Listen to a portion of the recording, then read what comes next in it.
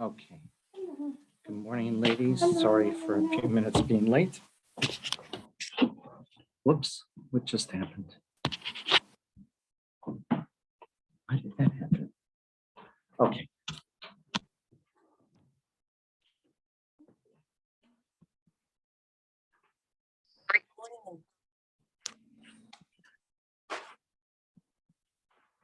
Okay. Okie dokie. Parshas Vayigash. First two aliyot. Page 250 in the Chumash. It's Perik Mem Dalet Pasuk Yud Ches. Vayigash elav Yehuda v'yomer Bi Adoni Yidaber no avdecha davar Baznei Adoni v'al yichar b'cha b'avdecha ki chamucha kifaro. Now Yehuda turns to Yosef. Remember, Binyamin is being held captive, right? He's been arrested on the charges, trumped up charges that he stole Paro's goblet. And so now Yehuda is the one who approaches Yosef and he says, please, my Lord, may your servant speak. I want to tell you something. Please don't get angry at me, for you are like Pharaoh. He understands this is a very dangerous moment, but he takes the opportunity and he's going to try to defend his brother and gain his release. My Lord asked, do you have a father or a brother? By the way, this is the only place that we know that this was what happened. Previously, we never heard again at Shelley. I'm getting Vayigash. That was 2 weeks ago, Parsha. Yeah. Please mute yourselves if you're on. But why is please? No, but he's speaking on Vayigash. Am I hitting please an mute old... yourself? Would everyone please mute themselves? Oh, it is. It's this coming Shabbos. Thank you so much. Yeah. Thanks. Bye. How do I mute? Okay. I'll see. No. Okay. Everyone who's listening on the computer, on Zoom, please mute yourselves. Okay. Okay. So this is the only place we know that supposedly Yosef had asked them, do you have a father or do you have a brother? Because now we're hearing Yehuda tell us that. We answered, yes, we have an old father and we also have a young brother. One of our brothers passed away. And the one that you have captive, in other words, Binyamin, is the only one left from his mother and his father who loves him. And what did you say? Then you said to your servants, bring him down. I want to see him with my own eyes. And we responded and we told you, this boy cannot leave his father. If he leaves his father is going to die. But you answered, if I don't see the brother, if I don't see Binyamin, don't bother coming. And we went back to our father and we told him exactly what you said. And our father said, he commanded us to go get food. And we told our father, we can't go. We'll go if Binyamin's with us. But if he's not with us, we're not going. Why? Because Pharaoh made it very clear he's not going to see us without Binyamin. And our father responded to us, right? And he said to us, what? You know that from, in other words, from Rachel, I had two sons. And one has left me. And he said, and he was ripped apart. That was what Yaakov was led to believe. And I have not seen him since. And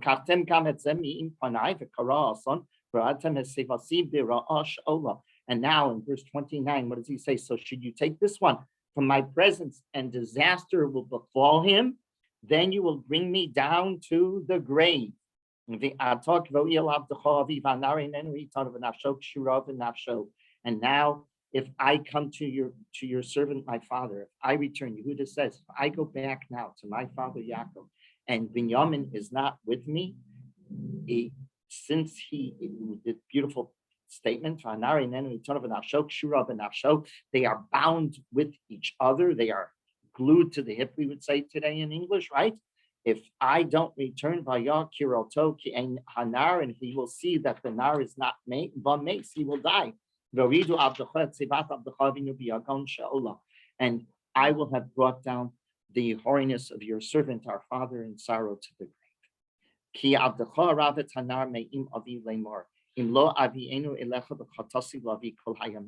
And why does Yehuda say that? It will be his fault. For your servant, meaning Yehuda says, I took responsibility for this child from when I took him from my father. I told my father, if I do not bring him back to you, then I will have sinned to my father for all time. In other words, I've taken a pledge to my father. I'm bringing him back, or I'm going to be held responsible. And therefore, now I suggest the following. You want somebody? Take me instead of Binyamin.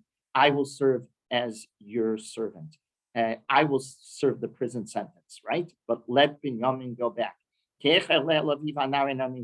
How can we go back to our father and Binyamin's not with us? I can't, it just can't happen, right?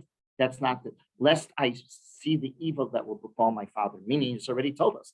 If Yaakov doesn't see Binyamin back, what's going to happen to Yaakov? He's going to die. Now Yosef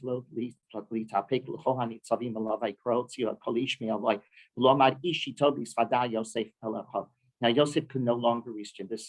We have an interruption. If you pay close attention, I'll point this out to you when we're learning the parsha, but there's no stop here. There's no, in the Torah text, you either have a pay, sometimes you have pay and samach. Here, let me show you. Here, go to page 258.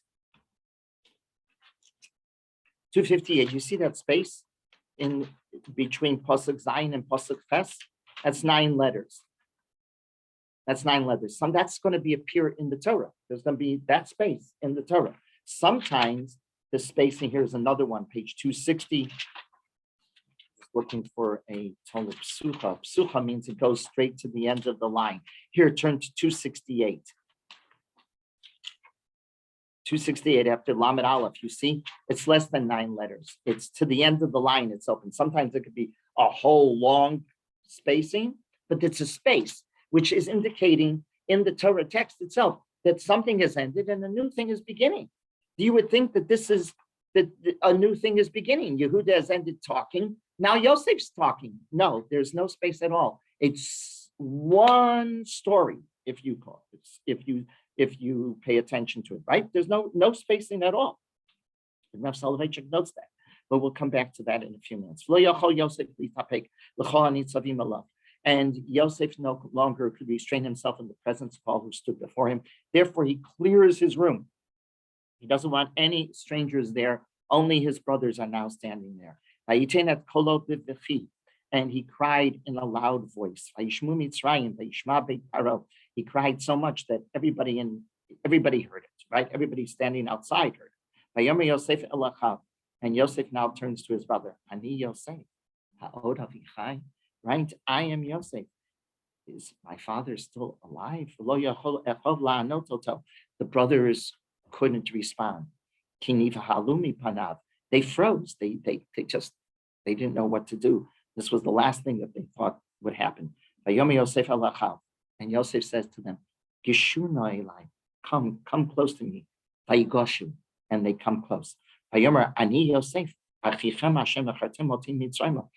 Yosef. I'm the one who you sold into Egypt. He's, in other words, identifying himself for them because only they would know this, right? Now,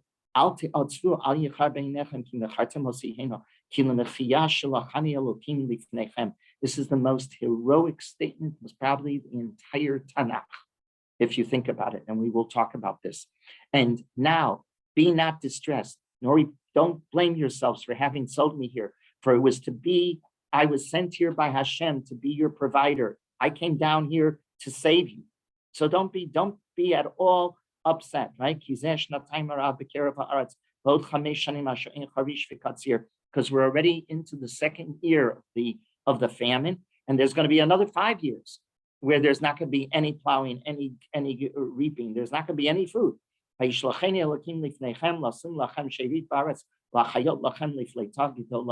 HaKadosh Baruch Hu sent me ahead of you to ensure that you would survive in the land and to sustain you for a momentous deliverance. You're going to be saved, but you're going to become great because HaKadosh Baruch Hu sent me here to be your savior. Okay, let's go back and now let's study these. That's the text. You always have to know the text before you can go and hear what Rav Soloveitchik has to say about this. Opening observation pertaining to how the Rav reads these two aliyot. The Rav wants to understand. Here you have Yehuda, you have Yosef. Yehuda speaking, Yosef's listening. It's a confrontation. Is it just a confrontation to free Binyamin?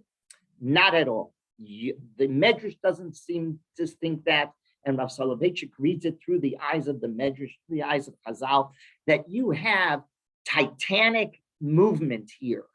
You have a debate of historic ramifications that are affecting us to this very day. It's Yehuda and Yosef. And Yehuda and Yosef represent an argument. Who should be the Melech HaMashiach? Who should be Melech Yisrael? And therefore, who should be the Melech HaMashiach? Which personality? Is it going to be the Yosef personality? Or is it going to be the Yehuda personality? And the question that hovers over this whole story, when Yehuda is speaking and Yosef is listening, right, is who does God endorse? Yehuda. And the question is why? Why does Yehuda become David Melech Yisrael Chai V'Kayim? Why is it Yehuda's descendants that become the Melech HaMashiach? And that's the question that the Rav wonders as he reads Vayigash.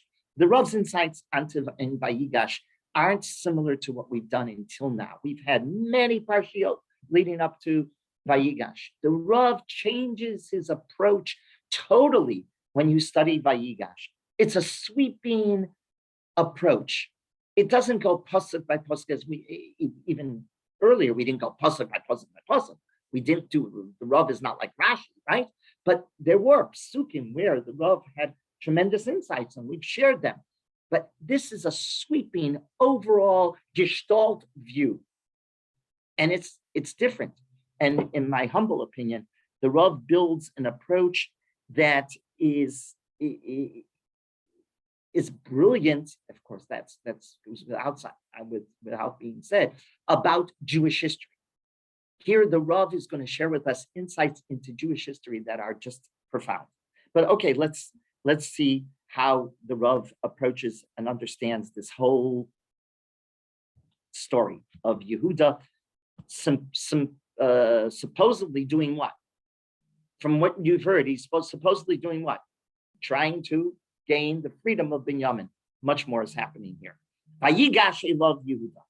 In these opening words, he begins, or Soloveitchik begins his approach by noting that the Medrash wonders a simple question. Why is Yehuda the only one speaking up? Who else was standing with him? Another 9 brothers. Only one brother had a mouth? You mean nobody? And nobody says a word. Nobody dares. They're silent. They're standing on the sidelines. It's Vayigash elav Yehuda. Yehuda approaches and everybody else stands behind. You know, my mother always said to me, when anybody says, I'll back you up, always ask how far back. They're far back. They're far back. They're not up there. And the Medrash wonders, what happened to the Shvatim? Only Yehuda has a mouth? That's the question. Why the deafening silence from the other Shvatim? That's what the Medrash wants to know. So the Medrash in Bereshis Rabbah, in its answers that Yehuda engages Yosef in a debate because it was only Yehuda who could compete with Yosef to be the king of Israel. All the other brothers knew this wasn't for them. This was a debate of the 2 people fighting who should be king of Israel. The other brothers remain silent, argues the Medrash, and I quote the Medrash, they think to themselves, we're not going to benefit by the victory of either party. We're staying outside of this. This is not for us. This is beyond our pay level. This is Yehuda and Yosef finished. Let them argue it out. And the Rav explained this to me, that they realized that much, much more, what the Medrash is telling us is much, much more was at stake than just gaining the freedom of Binyamin. That was the supposed reason, but Binyamin falls to the sidelines in this. What's happening here is Jewish destiny.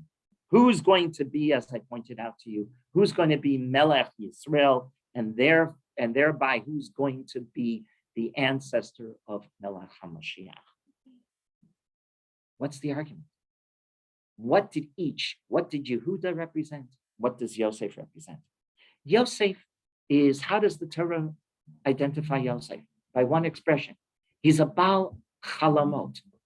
Yosef, how would you translate a Baal Chalamot? Remember, he's a Baal Chalamot. What does that mean? Owner. Very good. He's the owner of his dreams. He's not a dreamer. You know, you have kids that dream right in class and are not listening to the teacher. Yosef was an excellent student, that we know, because Chazal translate Ben Zikunim Hulu. How does Unkelis Bar Chakim? Remember when we learned back in Vayigash that he was 17 years old, he was the Ben Zikunim to Yaakov. Now that could easily mean he was the child of his old age. No, what does Unkelis say? Bar Chakim. Ben Zikunim means he was the bright son. He's not a dreamer like this, not paying attention to class. He's paying attention to every word. What do you mean, Baal Chalamot? He was a visionary. He had a vision. He was thinking what's going to happen, and we better prepare for that future. He's the one, right? That Yosef's dreams, what kind of dreams did he have? He had both the political economic dream, and he had the cosmos, the spiritual dream. He wants to fuse both and be the king over the political power at the same time as a synthesis with the spiritual power. He is that Jew of we're gonna fuse both into one. He dreamt of crops on the one hand, which was the economics, right? And the cosmos on the other, which we've described as being the spiritual. He had a vision of the future. It was motivating everything he did. He kept, I remember the main word of the story that we learned last week was what? Change. He was preparing for change. And his brothers were not. Back 2 weeks ago and last week, he was telling Paro, you better prepare for change. And 2 weeks ago in Parshas Vayigash, he was dreaming of change and he was telling his brothers, you better prepare for change. He's a visionary and he wants this fusion. Yehuda. Any dreams from Yehuda? None whatsoever. Yehuda is not a dreamer. Yehuda is not the visionary. Yehuda, however, is charismatic. Yehuda, everybody realizes he's Gur Aryeh Yehuda. Yehuda has a personality that's mesmerizing.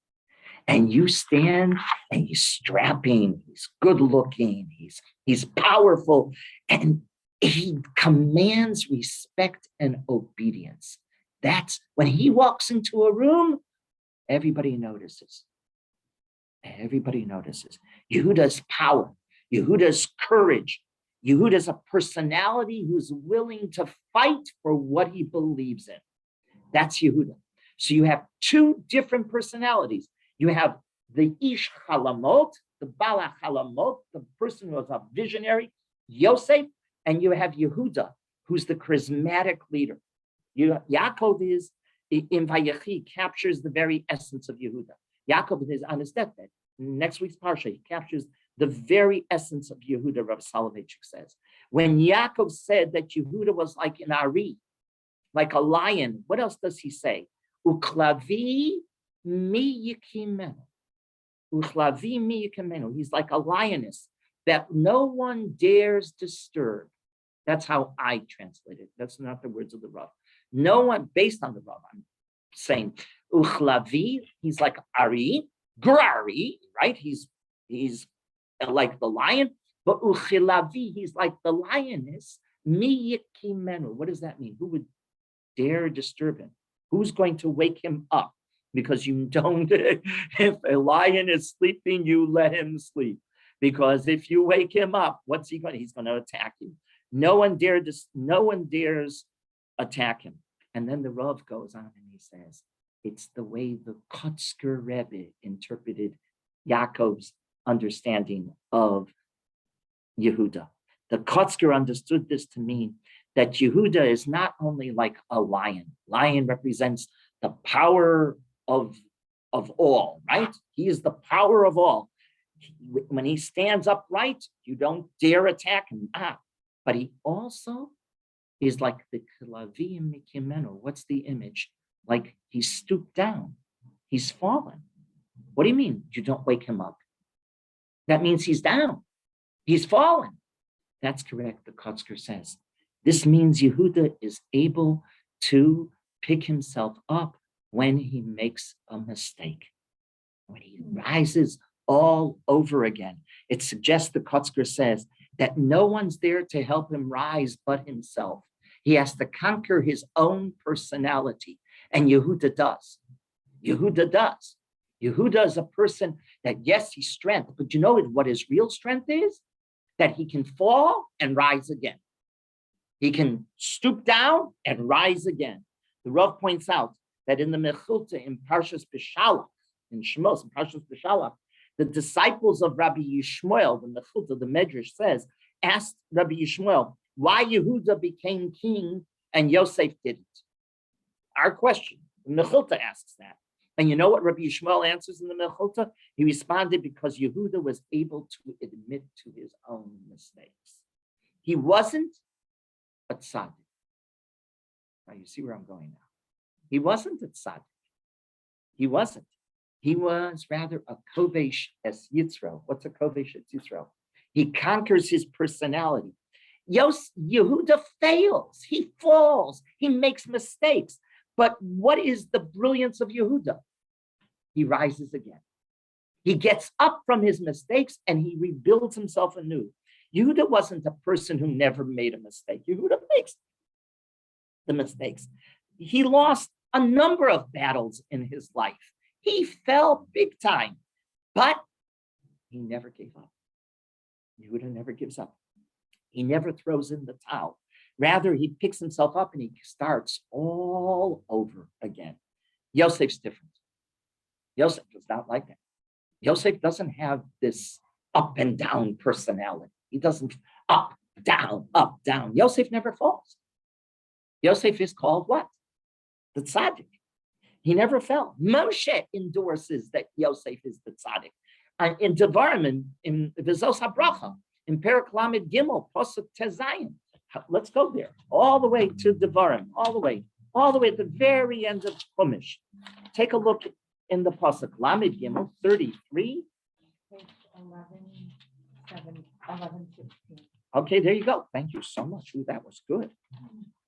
Was lucky when I Let's see.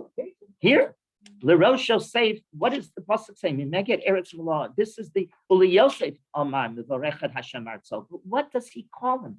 He calls him L'Rosh Yosef Ulekod Kod. What are the last two words? Nazir Echad. Nazir Echad. What does that mean? Nazir Echad. The Nazir is a tzaddik by personality. Moshe endorses the tzaddik appellation for Yosef. Yosef's a tzaddik. What does it take to be a tzaddik? A tzaddik doesn't fall. A tzaddik doesn't make the mistakes. That's the tzaddik.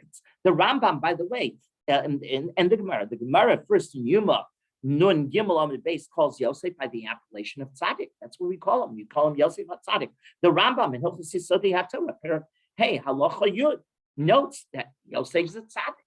Yosef is a tzaddik. Yosef didn't have the ups and downs of Yehuda. He was the son of Rachel. Rachel is a tzaddikis. Why is Rachel a tzaddikis? Prove it to me. Because she gives up everything. What does a tzaddik do, Rabbi Soloveitchik notes? A tzaddik, by definition, sacrifices himself. You sacrifice. That's the operative word for a tzaddik. You give up what you want for others. What did Rachel want? She wanted Yaakov. What did she give up? She gave up Yaakov for her sister, so her sister shouldn't be embarrassed. She's a tzaddikus. Who's Yosef? The son of a tzaddikus. He literally inherits that personality, that DNA. His DNA is not Leah. Leah's a fighter. Leah's a fighter. Who does Yehuda come from? Leah. Who does Yosef come from? Rachel. It's two different personalities. He's the son of Rachel, who taught him that you give up all your passions, you sacrifice your passions for others. He demonstrates this distinct personality in two moments of his life. What are they? When does he demonstrate his sidkis? His sidkis, number one, of course, is when Ashes Potiphar tries to seduce him. He doesn't get seduced. By the way, you always ask in that story, Potiphar should have killed him, because his wife said that she was raped by him. Potiphar doesn't believe him, right? He throws him in the dungeon. If Potiphar believed his wife, Yosef wouldn't have lived another minute. He would have been shechted right there and then. Why doesn't Potiphar believe him? Believe her. Why does he believe him? He says, I didn't do it. Why? Where was the rip in the baguette? Where was the rip in the baguette? In the coat. In the coat. Where? In the back or in the front? In the bed. In the back? I don't remember. Okay. Now everybody has I'm not going to tell you. Now everybody has a job to go and look. Simcha Lyons pointed this out to me. Everybody has a job to go and look. And that will give you the clue of why Potiphar didn't believe his wife. Okay, but anyhow, that's case number one. Potiphar, right? Ashes Potiphar. You don't have to look now, Hannah. You can look later. Number two, what is the second great act of Yaakov's sacrificial act? And it's the greatest act of all times. He doesn't take revenge on his brothers. He should have taken revenge on his brothers. His brothers made his life miserable. From the age of 17 to the age of 30, right? He was in a dungeon. He was in prison. He rises to power at the age of 30. And for 20 years, he's removed from his family. He's lived a miserable life. He should really take revenge. He doesn't take revenge at all. And the Rav notes that this second moment when he doesn't take revenge, which is our Aliyah, is even much greater of a sacrificial act than the first one of not falling to the seduction, to the acts of Potiphar. How did he respond to his brothers? He responds. Take a look. Pasuk, page 252. Pasuk Dalet, right? Yeshuna Eli Vayigash. What's Yeshuna Eli? Yeshuna Eli is remarkable because it says, you know what Yeshuna Eli means, Rabbi Soloveitchik notes? It says, nothing separates me and you. Forget about what happened, because I don't even blame you. Because I realized who's in charge. HaKadosh Baruch Hu's in charge. Why was I sent here? To be the savior for everybody. He doesn't take anything at all, any revenge at all. He says 3 words, all is forgotten. Who can do that? Only a tzaddik. Could Yehuda do that? Never. Yehuda cannot act like Yosef. Yehuda cannot act. Yehuda notes the Rav could never have responded like Yosef. He would have taken revenge. He would have taken revenge. 2 seconds. He would have taken revenge and perhaps had regretted afterwards, but he would take revenge. That's what he would do, not Yosef. There's only one Yosef. There's one son of Rachel, that's the tzaddik, who gave up everything just like she gave up everything for her sister. In other words, what we have here is the confrontation of the attribute of Gevura, of power on the one hand, personified by Yehuda, and Chesed, personified by Yosef. 2 titanic ships. Here you have it. Gevura, Chesed. So we wonder, which attribute can be the Melech? Is it Chesed or is it Gevura? And which one does HaKadosh Baruch Hu endorse for Melech? Who's Melech? It's Gevura. Gevura, it's not Chesed. The Almighty Himself lets us know that the attribute for Melech that is required to be Melech Yisrael is Gvura. A king must defend and protect his people at all costs. At all costs. A king cannot sacrifice anything when it comes to his people's possessions. He must protect them no matter what it takes. He must demonstrate Gevura to its nth degree. It is true that as an individual, this is not the attribute that you want, but as a king, it's the attribute that is necessary. So Vayigash Elov Yehuda Vayomer.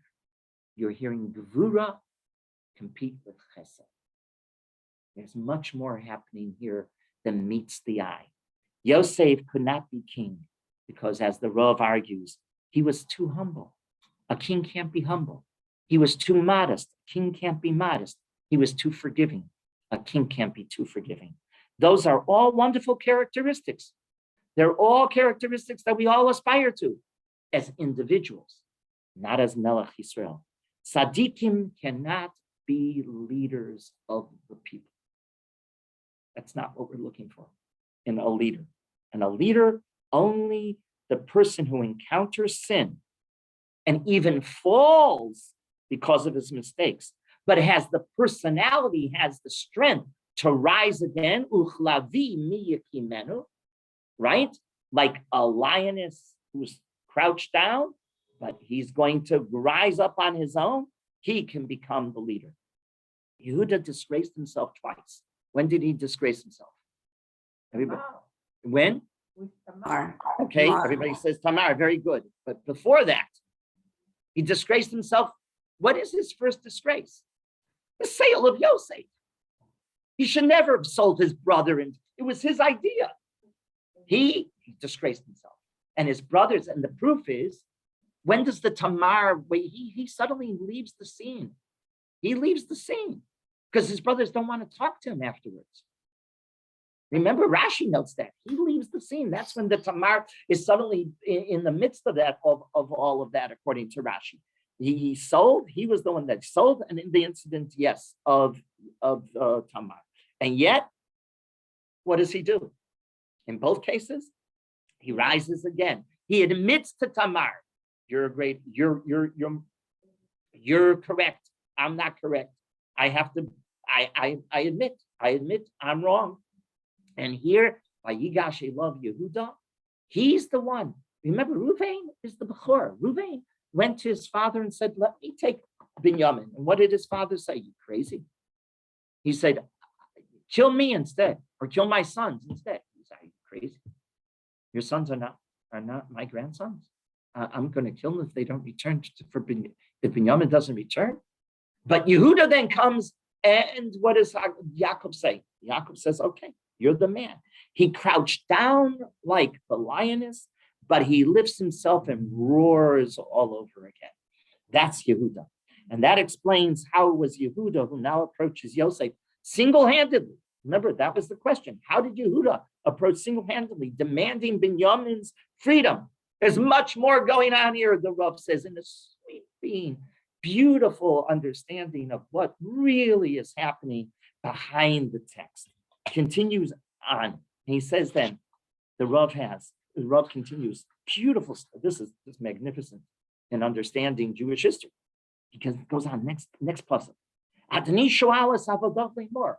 Yehuda roaring to, if you, the Medrash, there's a Medrash that says, when Vayigash Elov Yehuda, you know what Vayigash Elov Yehuda means? Now you can really appreciate it. Yehuda, the Medrash says, approached Joseph, and right into his ear, he said, if you don't listen to me carefully, I'm going to kill you right now.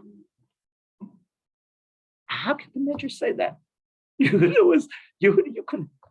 Now we understand, because the Medrash is not being taken literally. The Medrash is saying, we're having much more than meets the eye here. It's Yehuda's personality versus Yosef's personality. And who's going to win to be Melech Yisrael? By the way, Rav Soloveitchik, he mentions it as an aside in one of his shiurim on Vayigash. He says, I don't have time now to discuss it. I don't know when the Rav did. I haven't found it. But where the Rav says, now we understand this tradition in Klal Yisrael that there will be two Mashiachs. There's the Mashiach ben Yosef, and there's the Mashiach ben Yehuda, right? Ben David. There's Mashiach ben Yosef, and he dies. He doesn't lead us into the future, but we need him, right? We need him to lay the groundwork. And then there's the Mashiach of David, the Mashiach of Yehuda, because the Mashiach of Yehuda is Gvura. And Gvura is the personality of leadership. Okay, let's continue. And now he goes on and says, Adoni sho'al es avodah, lay more. And our master asked us, what did he ask us? Two questions. Hayesh lachem av? Oh, ach? Tell me, do you have a father? Do you have a brother? The next part of this shir is so beautiful. The Rav gave this on May 28, 1975 at Lincoln Square Synagogue. Rabbi Riskin asked the Rav to come as a guest scholar in residence in the middle of the week. You can imagine it was every seat plus was packed way before the Rav arrived. It was a moment that was just magnificent because the Rav's title of his lecture to his audience was The Future of Jewish Education. Future of Jewish education. What's the Rav going to say? The future of Jewish education. And the Rav built his whole premise on these words. Hayesh lachem av o ach. Do you have the story of Vayigash? Is the story of Rabbi Soloveitchik's drasha. On that May 28th. May 28th is not Parshas Vayigash. It wasn't Parshas Hashavua, right? May is Bahalosva. Is Shlach, Ba'alosva, is the Bamidbar Parshiel. Okay, so it's right before, May 28th is right before Shavuos. Okay, so but the Rav there says, unbelievably beautiful presentation. In my humble opinion, the lecture captures the Rav's understanding of Jewish history and how he viewed it better than anything else. Here's what he has to say. In that lecture, the Rav mesmerizes his audience and he says, I'm going to take you back to when I was a little boy in Chasalovich, in White Russia. My father was the Rav of the Shtut. It was Lubavitcher city. And my father was the Rav of the Shtut. I was a little boy. I was sent to Cheder. He's 6, 7 years old at the time. He says, I was growing up in this Lithuanian town of Chasalovich. With that introduction, he then goes on and he says, the episode that I'm now going to tell you happened the week right after Hanukkah. Hanukkah had just ended. It was a murky winter day in January, in the early part of the 20th century, he says. It was cloudy. It was overcast. It was right after Hanukkah. The Torah portion of the week was Vayigash. We came into the Cheder. On that day, the whole Cheder, all the boys were depressed. They were lazy. They were sad. Hanukkah was over. It's miserable outside. It's rainy. It's snowing. It's muddy. We enter the cold little room where the Cheder was, and we chant mechanically the first verses of Parshas Vayigash in a dull monotone. We were simply drawing the words in Hebrew and then in Yiddish. Vayigash elav Yehuda, and we translated it into Yiddish. Then Yehuda approached. Adoni sho'al es abodov leimor hayesh lachem av o ach. My Lord had asked his servant, saying, do you have a father? Do you have a brother?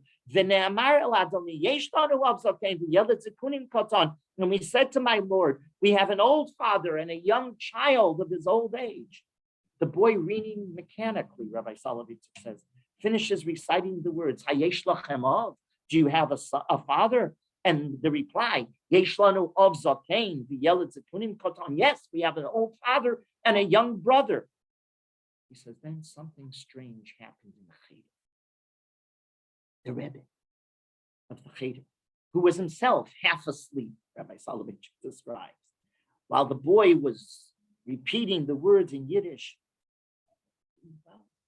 suddenly jumped onto his feet with a strange, enigmatic gleam in his eyes, and he motioned to the reader, stop, stop, stop. Then the Rebbe turned to me, Rav Soloveitchik says.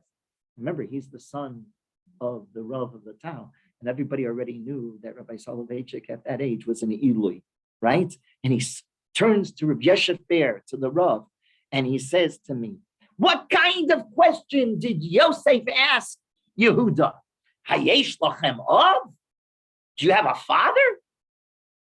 Of course, everybody has a father.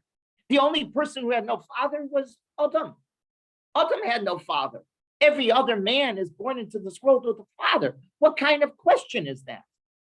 Rabbi Soloveitchik says, I began to respond to the Rebbe. Yosef, I tried to answer, but the Rebbe interrupted me. I couldn't get my words out. Yosef, I finally said, I blurted it out. I said, Yosef was telling Yehuda, when he said, Hayesh lachem av, or Yesh lachem av, Yosef, Yehuda was, Yosef was asking him, do you still have a father? Is your father still alive? I screamed that out to the Rebbe. The Rebbe I said to him, what Yosef was asking was, is your father alive or is your father dead? That's the question, Hayesh lachem av. The Melamed screamed at me back. And he said, if that was the question, the Torah should have worded it, Ha'od avichem chai? Is your father still alive? If that's what he was asking, then that's what he should have answered. That's not what was going on here, the Rebbe screamed. And now the Melamed goes on. To argue with the Melamed was useless. There was no argument. He began to speak. The Melamed began to speak. He was no longer addressing us as boys. The impression he gave us that day in Cheder was that he was speaking to some mysterious visitor, a guest who had come into the Cheder, into that cold room where we were studying. And he kept on talking. And we kept on listening. And this is what the Rebbe said. This is what the Melamed said on that murky, miserable day. Yosef did not intend to ask his brothers about fatherhood, which is an open, visible fact. He was asking them about the mysterious fatherhood or parenthood, the hidden and invisible fatherhood. Hayesh lachem av. In modern idiom, Yosef was inquiring about existential parenthood, not biological parenthood. Yosef, the Melamed concluded, was anxious to know whether they felt themselves committed to their roots, to their origins. Were they origin conscious? That's what Yosef was asking. Are you, Yosef asked his brothers, rooted in your father? Hayesh lachem av. Do you identify with your father? Is he your model you want to emulate? Who is your father? Not biologically, do you have a father? Everybody has a father. But is your father your model? Is your father your hero? Is your father your existential hero? That's what Yosef was asking his brothers. The Rav noted that what this really means is, do we have a collective memory? Us now, when we read this, Shabbos, Parshas, do we have a collective memory? Or put into more stark terms, he says, does our commitment to an Av Zaken justify alienating the world at large? We're 15 million little Jews. Jews are never tall, right? They never play basketball unless they're in YU winning all of those championships, right? But outside of that, that's the days of Hanukkah, right? They say that YU is still winning the team. We're a small little people and we alienate the world. Why do we alienate the world? Why? Does our commitment to our Av Zaken justify this? Is it logical on our part to act like this, the Rav told his audience at Lincoln Square? The answer is no, it's not. It's not logical. But the only reason we do it is because when we're asked, Hayesh lachem av, our answer is we're committed to our roots. We live history. Our history is not something of the past. Our history is of the present. Our history is, like I said to you last week in Shul, when the antique department, my wife thought it was called what did you want to call it? Antiquities. It's not. It's called, Israel calls it Israel Antique Department. I forget whatever they call it, but antiques. When they find an antique, when they find something, it's unbelievable to me. They find that little silver coin. It means history is a lie. It means what we were taught is true. It's Hayesh Lachem Av. Yeah, I'm identified with exactly that. The future is found in Yosef's second question to Yehuda. Hayesh Lachem Av? Right?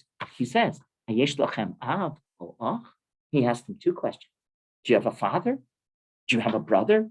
Yosef wanted to know, does your awareness of time stop at the present moment? Or do you consider the future generations as well? Remember, what did the Rav entitle his lecture at Lincoln Square? The future of Jewish education. Hayesh Lachem Av? Hayesh Lachem Av? Do you have a future? You have a past, but do you have a future? Do you plan your world for tomorrow? Do you have a vision? Do you believe in the improbable? Yehuda, in the name of all of the Shvatim, speaks up. Gvura speaks up. Gvura says, yes, we have an elderly father. And of Zakein, we identify with him.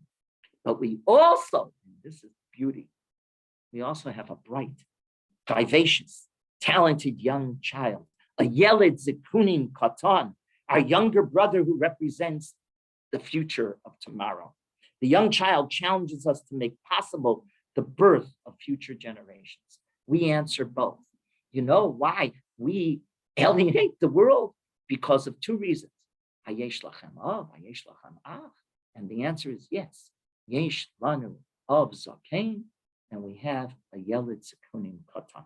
In other words, Yehuda declared loud and clear that we have a sense of history on the one hand, and we have a vision for tomorrow on the other. Both are necessary to have Jewish history continue into the future. You have to have yourself rooted, and you have to have yourself with a vision for tomorrow.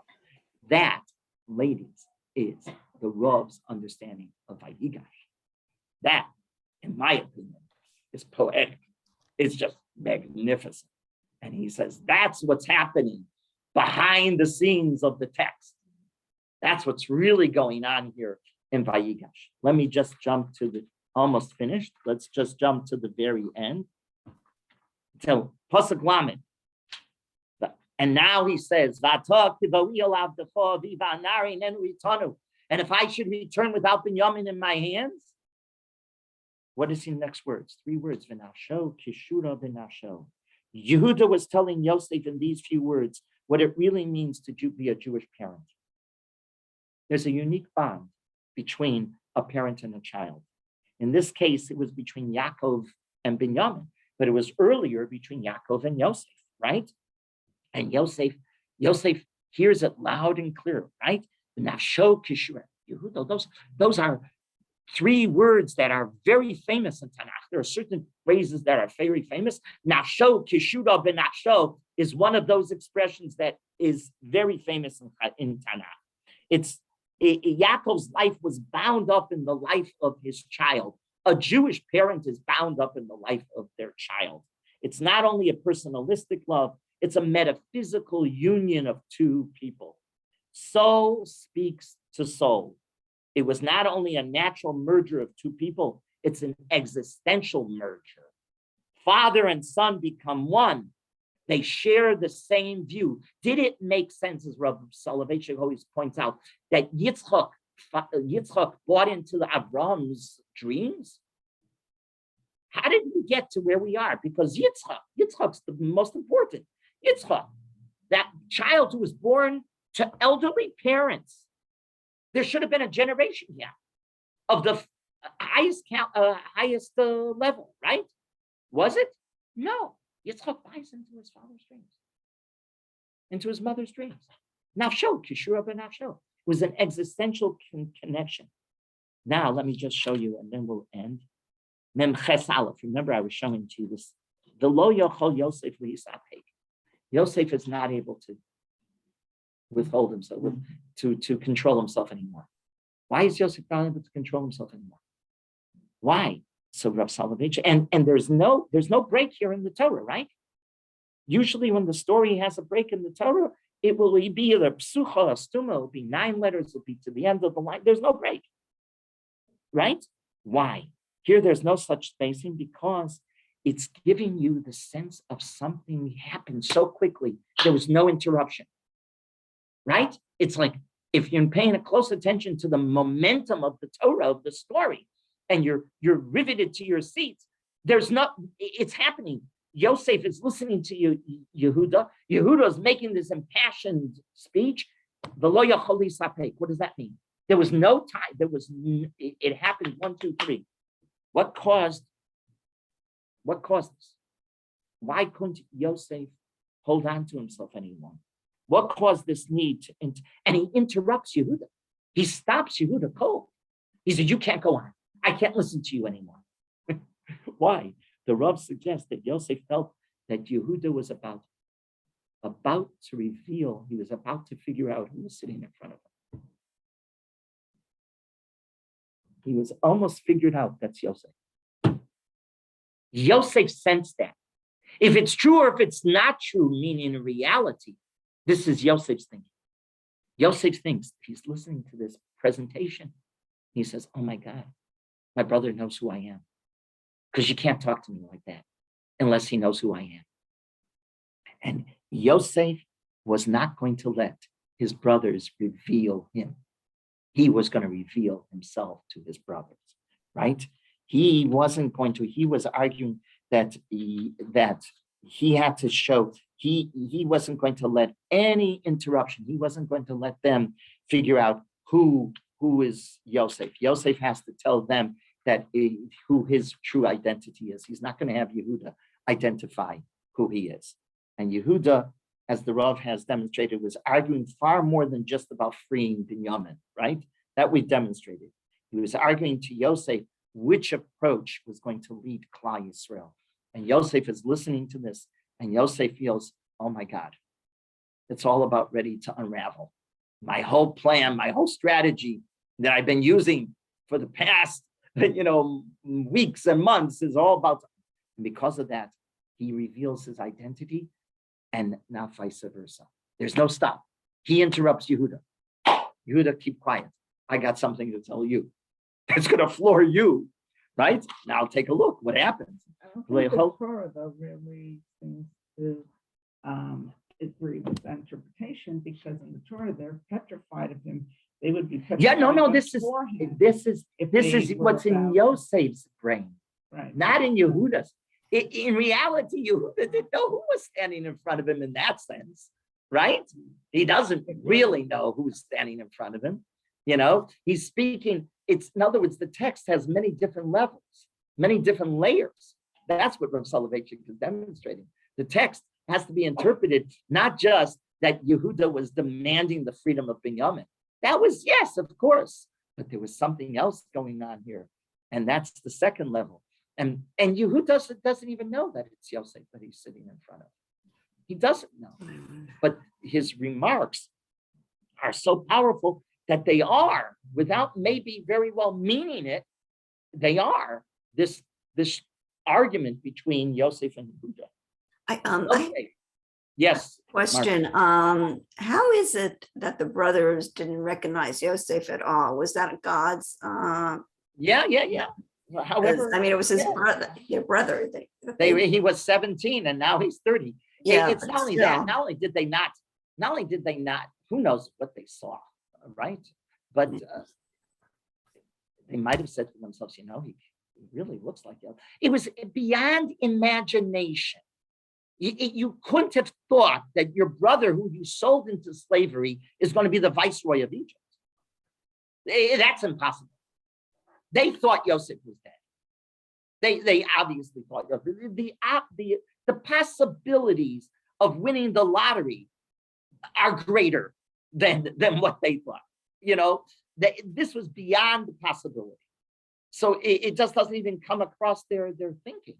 He could have looked like Yosef. People look like you. You don't see people on the street that you say, hey, he looks just like so-and-so. And you go over and you say, and they go, hello, no, I don't know who you're talking about. That's never happened to you. Everybody it happens to, right? And then you find out the guy is not even Jewish. He's not in this. He's not even that. Okay. But you can swear, oh my God, he really looks. Looks don't tell you anything, right? And this is beyond, they don't even, this doesn't even cross their imagination. And Yosef could possibly be the person that they're sitting in front of. Yehuda says, when he thought in the Binyamin's brother, he said.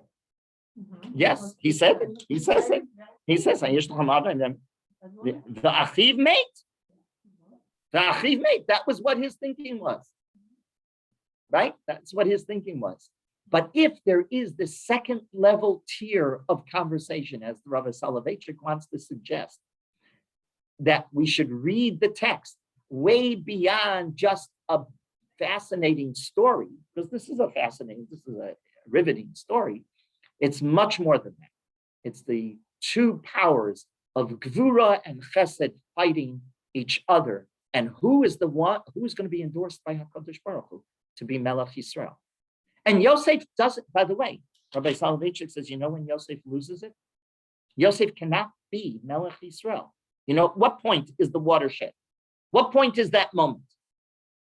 V'lo yachol Yosef l'itapek. Yosef can't be king. He forgives them. It's over. You can't be king. Kings don't act like that. Tzaddikim do. Tzaddikim do. That's wonderful. You're the tzaddik. And you will go down in our tradition as always being called by every child who learns Chumash, Yosef HaTzadik. And when we have Arush Pizin in the Sukkah, we'll say, we don't just say Yosef HaTzadik, right? We call Moshe Rabbeinu, Yosef HaTzadik. Yosef's the tzaddik. And David, Melech Yisrael. Yehuda is Melech Yisrael. It's endorsed. But now you can see how the Rav understands. Vayigash Elav Yehuda Vayomar. And he's challenging him. And he's saying, and now you can understand that medrash. He whispers into his ear and he says, fellow, I'm going to take you down. Understand, you're not going to win this. I'm going to take you down. Who can talk like that? Only the charismatic leader who thinks that he's king, right? Well, Yehuda is king. And then how the Rav understands Hayesh lachem or off. What was really being asked back in the Cheder, Chaslovich, how the Rav weaved that into a presentation that mesmerizes us to this very day, right? Okay, we'll pick up next week. Thank you. That was Okay. amazing. Thank you. Thank you. My pleasure. My pleasure. Thank you very much. Rabbi.